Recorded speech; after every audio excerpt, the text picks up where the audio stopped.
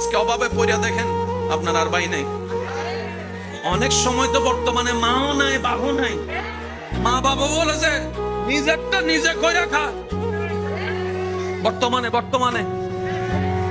বাস্তব না বাস্তব আপনারা বলেন।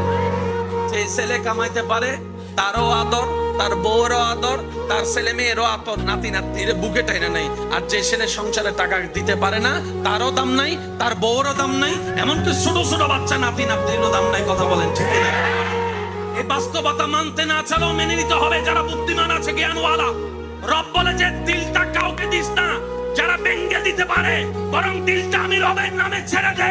আর আমি রব তেমন দয়াবান, পৃথিবীতে বাঙ্গা জিনিসের দাম থাকে না, কিন্তু তোর বাঙ্গা হৃদয়ের দাম তোর মার কাছে না থাকলে, বাবার কাছে না থাকলে, ভালোবাসার মানুষের কাছেও না থাকতে পারে, কিন্তু তোর বাঙ্গা হৃদয়ের দাম আমি রবের কাছে 24টা ঘন্টা আছে। সেজন্য দিলটা সবসময় দিতে হবে কাকে? একটু জোরে বলেন, আরো জোরে। বান্দা হিসেবে দিব আল্লাহকে, উম্মত হিসেবে দিব নবীকে।